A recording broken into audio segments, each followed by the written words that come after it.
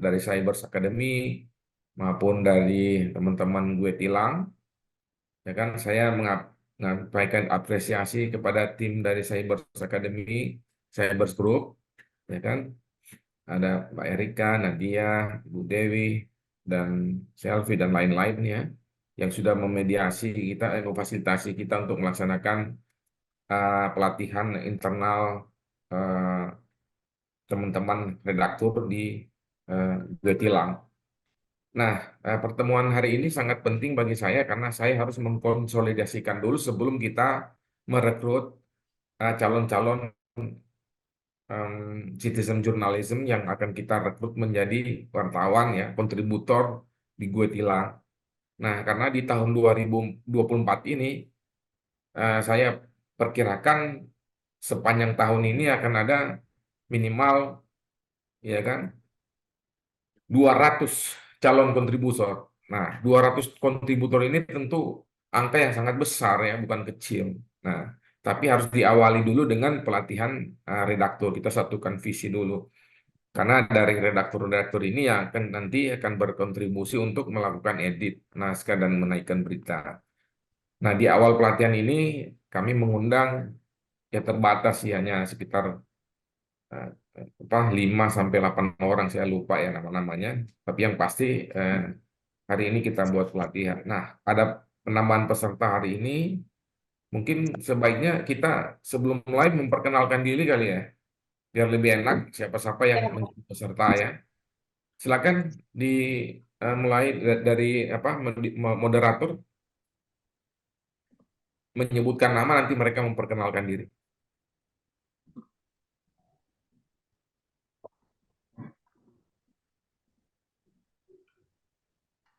Dari moderator tolong disapa aja satu orang, nanti kemudian dia memperkenalkan diri sesuai dengan daftar nama peserta yang akan mengikuti hari ini.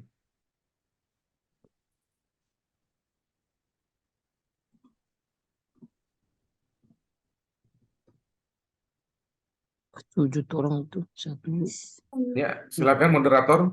tiga empat lima enam cuma. Bu Dewi ya, moderatornya Bu Dewi bukan Pak? Ini ada Mbak Erika ya? Atau siapa yang ada daftar nama-nama untuk atau moderator yang memperkenalkan diri nanti kemudian dilanjutkan oleh masing-masing. Biar kita saling kenal di forum ini, teman-teman redaktur ya.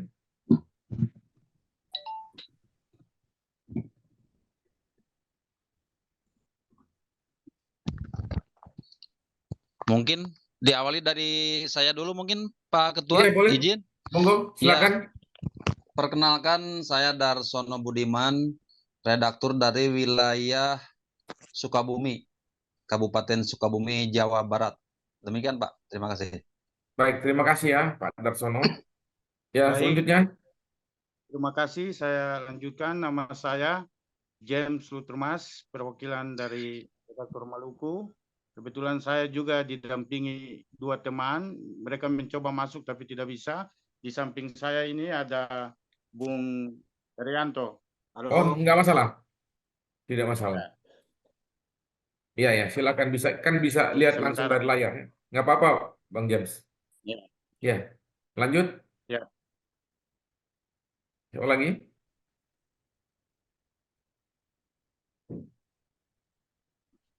Masih ada lagi yang mau diperkenalkan? Pak Okta. Pak Okta? Ya, monggo silakan.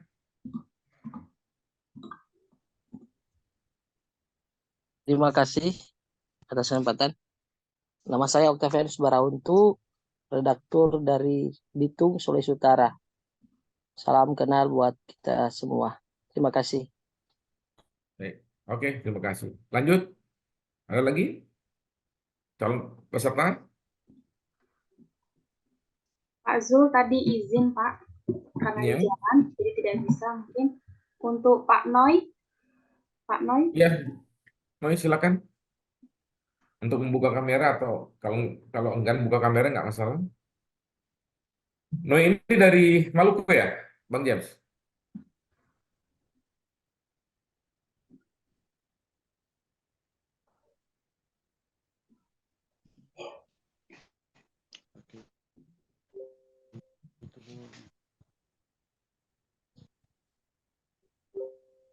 Baik, kalau begitu daripada menunggu lama, saya langsung mulai ya. Nah, pada peserta yang sudah attend pada siang sore hari ini, saya akan langsung memulai pelatihan ini Ya, Bang. dan ya dengan materi pertama ini. Oke.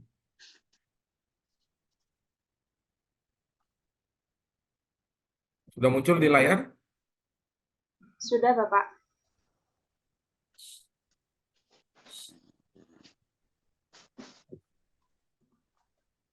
Ya, sudah, Pak. Oke, hari ini kita akan membahas masalah teknik penulisan. Sebetulnya teknik penulisan ini sangat erat kaitan dengan teknik editing naskah. Karena tugas dari redaktur itu kan sebetulnya selain memberikan penugasan, adalah tugas utama itu melakukan editing naskah. Nah, sebelum mengedit naskah kita harus satu visi dulu bahwa kita akan menyeragamkan cara kita menulis, ya. Menulis berita tentu yang paling pertama itu bagi seorang jurnalis kan dia harus mengumpulkan bahan beritanya, liputan dan sebagainya, mengumpul data-data dan lain-lain. Sesudah itu dia menentukan sudut pandang dari apa yang akan dia tulis, ya, dan berita itu dari sudut pandang apa, ya kan? Apakah dari yang menariknya itu adalah what, who, atau dan lain 5W1H. Kemudian dia menulis berita yang itu, membuat berita itu berdasarkan struktur berita, menambahkan kutipan dan melakukan revisi. Nah, di dalam mengumpulkan bahan tulisan, tentu langkah paling awal adalah ketika akan membuat berita dengan mengumpulkan informasi dari berbagai sumber, apakah dengan liputan maupun dengan wawancara dan sebagainya. Kemudian menentukan sudut pandang itu dari berita yang akan ditulis atau diedit itu sangat penting. Jadi nanti setelah materi ini kan ada kita akan praktek, ya kan, berdasarkan berita yang sudah pernah tayang di Gue Tilang.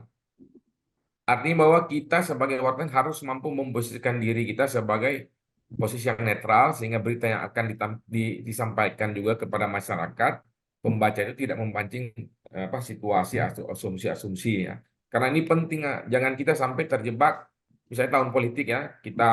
Kita mendukung salah satu calon A, calon B atau bupati, wali kota dan lain-lain itu akhirnya kita membuat berita yang miring atau tidak berimbang, ya. Artinya karena berdasarkan bahan ini bahwa fungsi komunikasi itu ekspresif, ya memang bagus, tapi tetap harus kita berpegang pada kode etik. Nah, menentukan sudut pandang ini sebetulnya ada beberapa poin, ya. Saya pernah kasih materi ya beberapa waktu lalu bahwa kita menentukan sudut pandang itu artinya bahwa kita memilih dulu. Jadi ketika berita kita tulis, tentu kan bahannya sudah dapat. Nah, kita harus memilih dulu apakah yang paling menarik ini tentang what-nya, atau who-nya, atau tempatnya, where, atau bagaimana how-nya. Kan dari 5W1H kita tentukan dulu sudut pandang kita ini. Kalau misalnya yang hadir di situ adalah misalnya gubernur, berarti sudut pandang kita yang paling menarik itu berarti who, orangnya. Tapi meskipun gubernur ada di situ, tapi kalau kegiatannya atau apa dari kegiatan itu yang lebih menarik, maka faktor apa itu yang harus lebih menarik daripada who. Seperti itu. Nah, saya pernah terangkan tentang bagaimana kita menentukan bahwa lokasi atau where menjadi lebih penting daripada who maupun what adalah ketika where itu misalnya kejadian-kejadian kecelakaan sedang terjadi di suatu lokasi, ya kan?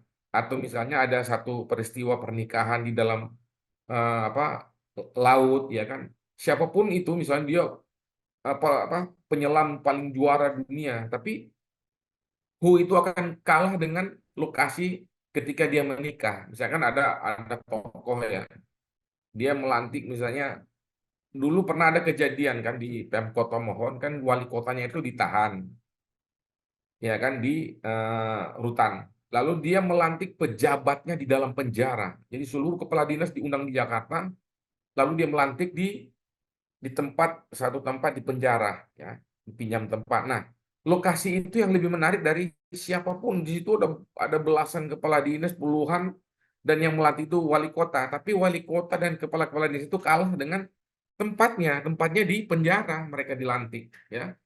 Jadi artinya bahwa ketika kita menerima berita dari reporter, saat membaca naskah itu kita lihat dulu, baca seluruh isi naskah. Setelah dibaca seluruh isi naskah, oh yang menarik adalah what, bukan si who, ya kan? Oh yang menarik adalah tempatnya. Oh yang menarik itu how-nya. Oh yang menarik itu adalah when-nya, kapan itu terjadi, ya kan? Nah, jadi itu yang penting harus ditentukan sudut pandang daripada wartawan atau kita sebagai redaktur yang akan mengedit berita. Kemudian dalam menulis berita ini, tentu yang paling utama adalah memenuhi unsur 5W1H, ya kan? Mengenai karakteristik berita langsung maupun tidak langsung. Kalau berita langsung itu artinya strike news itu artinya bahwa berita yang benar-benar baru terjadi atau peristiwa yang benar-benar masih fresh from the oven, ya, baru terjadi dan baru saja diliput. Kalau berita-berita yang istilahnya berita liputan investigasi, berarti itu dia lebih cenderung memilih struktur berita yang setara, ya, bukan straight news, in-depth news namanya. Berarti sesuatu berita yang mendalam atau liputan investigasi. Nah, biasanya di dalam menulis berita itu kan tentu ada struktur beritanya. Struktur berita ini itu ada judul, ada apa? Kemudian ada judul badan teras berita atau lead, lebih lebih cenderung dikenal oleh teman-teman wartawan lead. Setelah itu baru kemudian badan berita dan penutup berita. Nah, untuk membuat struktur berita dari apa yang sudah kita tulis sehingga naskah berita yang tetap itu nyaman saat dibaca oleh pembaca, kan? Nah, tentunya wartawan harus tahu struktur berita itu seperti apa. Kan hanya 4 kan biasanya, yang paling paling standar itu adalah judul, sudah itu teras berita atau lead, kemudian badan berita dan penutup, ya. Oke. Oh.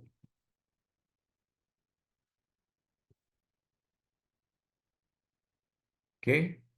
Nah, di dalam berita itu ketika kita menulis ataupun mengedit berita, tentu biasanya itu ada kutipan-kutipan, ya kan? Ada kutipan artinya wawancara, testimoni dari berbagai sumber.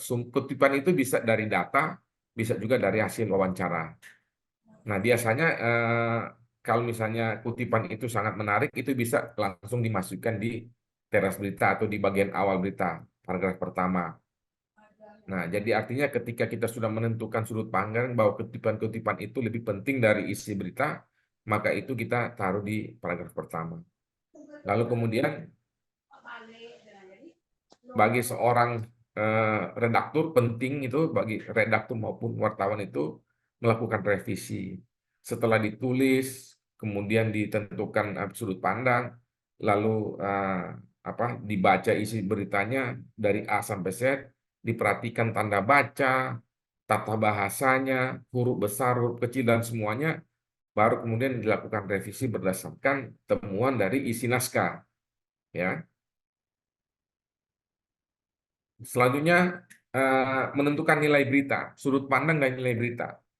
Nah, nilai berita ini penting, maksudnya gini, apakah berita ini layak nggak naskah ini? Kalau dia masih kurang, bahwa nilai berita ini terlalu sederhana, nggak ada nilai informatifnya, itu kan bisa dipending, ditugaskan kembali, tolong ditambahkan naskah ini, informasi ini harus ditambahkan. Atau mungkin nilai beritanya itu biasanya ada wartawan, saya nanti akan ada contoh di akhir pertemuan kita. Jadi misalnya dia mengatakan A, B, C, D, dan seterusnya dari judul sampai dengan akhir. Setelah kita melihat bahwa nilai berita ini justru lebih menarik adalah dalam sudut pandang tadi itu dia, oh ini, ya kan, berarti apanya. Nah, dari nilai berita itu kemudian kita bisa mengeksplor, menambah data, atau kemudian kita mengeditnya berdasarkan data yang sudah ada di dalam naskah. Sebelum lanjut, ada pertanyaan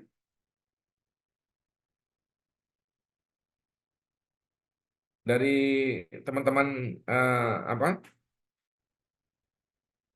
peserta? Mungkin ada yang ingin menyampaikan sesuatu berdasarkan pengalaman dari apa yang sudah disampaikan tadi.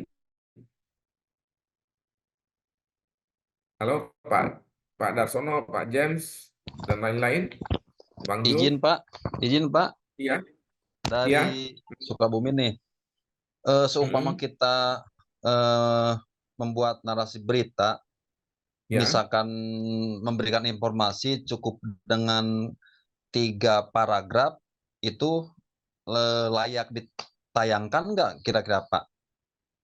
tiga Layak di, paragraf itu, kalau 3 paragraf tergantung. Kalau paragrafnya panjang, nilai informasinya padat, padat ya, tapi bukan singkat ya, padat.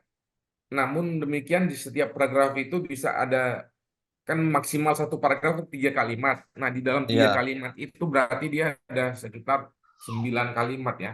Nah, iya, kalau dia padat informasinya, itu memenuhi unsur. Yang penting ada 5W iya, 1H di dalamnya. Misalnya iya, barusan terjadi kecelakaan ya kan, ada fotonya, lalu ada informasi awal, ya boleh, no iya, problem. Atau ada satu seremoni yang begitu mendadak kejadian, tiba-tiba ada liputan, ya kan. Tapi iya, inti informasi itu penting ditaruh di situ gitu loh, ya kan. iya, Nanti kelengkapan berita itu kan kita bermain, kalau online itu kan bermain di kecepatan dan ketepatan berita. Boleh-boleh iya. aja, ya kan. Yang Soalnya kan penting ya gimana? zaman sekarang ini para netizen ini ketika melihat berita online itu misalkan terlalu banyak paragrafnya, isi beritanya, kadang-kadang malas untuk membukanya, Pak, malas untuk melihatnya. Iya, makanya Heeh, begini, tadi kan saya bilang, kita harus mampu menentukan topik dulu, sudut iya, pandangnya. Jadi kalau misalnya satu momen kegiatan itu, dia ternyata ada nilai beritanya, ada 4 nilai berita. Nah, kalau reporter yang apa bijaksana, dia bisa memecah satu kegiatan itu bisa sampai 3 atau 4 berita, ya kan? hmm, Dengan dengan momentum yang sama, gitu loh. iya, iya, Tapi informasinya itu mungkin di berita A, B, C, D itu ada beberapa, misalnya berita A kan itu pertama. Nah, berita di iya, B itu, informasi di A dia bisa tambahkan di berita B. Nah, di C pun momen yang sama, informasi di A, B dia bisa tambah di situ, atau misalnya dia memilih di berita C itu hanya informasi di B. Begitupun di D, di berita yang keempat, dia bisa mengisi informasi lengkap secara keseluruhan, atau hanya informasi yang dia mau olah dari satu momen kegiatan itu gitu. Tuh, dia iya, bisa mengolah itu. Itu kalau misalnya membaca berita-berita nasional kayak Detikcom itu, misalnya kegiatan debat kandidat kan, debat capres. Dia membuat satu momen itu dari sekian jam itu bisa sampai 5 sampai 8 berita dengan sudut pandang yang hmm, berbeda masing-masing. Jadi misalnya dari si oh Pak iya, Ganjar ngomong apa, dari ini ngomong apa, ada kejadian di situ yang menarik, yang lucu. Itu diulas sama mereka. Itu bisa, boleh dengan kecepatan dia menulis kan. Sehingga iya, tapi kan dia minimal 3 paragraf. Kalau 2 paragraf kan ya kayak main-main begitu ya kan. iya, Nah, iya, artinya bahwa setiap berita itu kalau dia dalam dalam konteks memang itu lagi happening, boleh. Tapi kalau misalnya berita yang dia tulis terlalu singkat begitu, ya kurang kurang lengkap. Tapi kalau hmm, dia rasa 3 paragraf udah cukup, ya boleh-boleh aja, ya kan. Tapi paling paling standar minimalnya itu udah di 5 sampai 6 paragraf lah. oh iya, Dengan kalimat-kalimat singkat. Kalau bikin berita online itu kan jangan panjang-panjang. Nah, kecenderungan teman-teman di daerah atau wartawan di seluruh Indonesia itu kalau bikin berita itu kan ada anak kalimat kan, yang yang disampaikan oleh ini, yang. Nah, kalimat-kalimat sambung yang itu kalau di media online itu seharusnya dititik aja, setelah titik baru diterangkan lagi, ya kan? Sehingga tulisannya enak dibaca. Kalau dia ada anak-anak kalimat seperti itu kadang-kadang membingungkan, ya kan? Kecuali misalnya ada satu kalimat yang benar-benar harus menggunakan anak kalimat, tidak bisa dipisah, boleh, gitu loh, ya. Baik, kita lanjut ya. siap, Nah, tadi sudah kita masuk sudah di menentukan nilai berita. Setelah nilai berita, ya kan, kita melihat bahwa di dalam menentukan nilai berita ini ada beberapa hal, ya kan. Bagaimana cara kita menentukan? Tentu magnitude itu atau pengaruh situasi suatu peristiwa bagi publik. Jadi kalau ada peristiwa A, pengaruhnya apa kepada publik? Misalnya ada peresmian A, gedung A, itu pengaruhnya kepada publik, misalnya peresmian ada bendungan. Nah, kita harus ambil nilai berita itu dari dampak dari bendungan itu kan. Kalau selama ini masyarakat di situ sangat membutuhkan bendungan untuk mengairi karena selama tahun 2023 atau 2022 itu kekeringan. Ketika ada bendungan itu berarti masalah air kan untuk mengairi sawah dari misalnya ada 2.000 hektar sawah di situ akhirnya bisa terpenuhi. Berarti orang-orang di situ akan membutuhkan berita tentang itu. Misalnya jalan tol itu diresmikan oleh presiden kan. Nah, kalau dari sisi who-nya kan presiden hebat, berarti dia akan jadi topik utama dari berita itu, sudut pandangnya. Tapi kalau bagi masyarakat yang ada di daerah situ, di Jakarta, ketika dia harus menggunakan itu menjadi suatu kebutuhan publik itu bahwa saat ada satu fasilitas, ya kan, infrastruktur yang dibangun oleh pemerintah, yaitu jalan tol. Sehingga ketika orang bilang, oh misalnya lokasinya dari Jakarta ke lokasi ini sudah ada jalan tol yang dibutuhkan menyambung ini dan memperpendek itu akan lebih menarik ketimbang presiden meresmikan tol itu gitu loh. Tergantungnya bisa misalnya ada itu bisa dipecah jadi 3 berita, misalnya presiden meresmikan, ya udah presiden Republik Indonesia menjadi tokoh utama atau sudut pandang utama dari itu adalah who-nya si presiden. Nah, di bagian lain berita terpisah, ya kan, kita angkat topik utamanya adalah dampak daripada pembangunan itu, jalan tol itu kepada masyarakat, sehingga masyarakat yang mau menggunakan itu, oh tadinya dia ikut arteri bisa sampai berapa jam. Nah, dia dapat informasi, oh ternyata kalau ke sana sudah ada jalan tol ini, ya kan. Kemudian bagaimana nilai berita itu kita lihat meliputi significance, artinya yang penting menyangkut kepentingan banyak orang. Jadi kalau ada informasi yang nggak penting-penting amat, ya kan, cuma istilahnya kegiatan di tingkat RT, jadi nggak ada sesuatu yang nilai informatif kan, mendingan nggak usah diliput. Tapi kalau misalnya yang datang ke situ adalah seorang tokoh, ya kan, bahwa dia mau datang ke situ untuk melihat ada warga di situ yang kurang gizi sampai dia kurus atau dia dipasung, ya kan, itu penting meskipun yang datang itu camat. Tapi camat itu kan kalau bagi pembaca elit, ngapain gue baca camat kan. Tapi kalau dia datang ke situ ada warga di satu kabupaten atau kota ternyata masih ada stunting sampai kurus udah kayak apa, fotonya juga disorot, ya kan, menimbulkan rasa iba. Nah, itu bisa menjadi sesuatu yang penting untuk diketahui publik, ya kan. Atau ada apa namanya hal-hal misalnya lagi kelangkaan gas, ya kan. Tiba-tiba di daerah situ ada suplai gas yang melon itu oleh Pertamina sekian ribu. Itu diberitakan. Meskipun tempatnya lokasinya hanya di satu kelurahan. Tapi kan dari kabupaten situ bisa lihat, oh di sana ada pembagian sekian ribu. Nah, lokasinya memang di satu tempat yang jauh dari kota, tapi itu penting karena menyangkut kebutuhan banyak orang. Baru timelines, artinya actual immediately news yang berarti kebaruan. Jadi berita-berita yang baru, misalnya peristiwa kecelakaan yang baru terjadi di depan mata, itu penting untuk diliput, ya kan. Baru kemudian proximity, kedekatan peristiwa terhadap khalayak secara geografis, psikologis, dan ideologis. Jadi setiap peristiwa yang ada kedekatan, misalnya budaya, ya kan, batik Solo, atau kalau misalnya ada batik Manado, ya kan, itu menarik. Jadi orang Manado yang ada di seluruh dunia bahkan itu akan suka baca itu, ya kan. Manado ciptakan batik khusus, ya kan, bentenan. Nah, itu menarik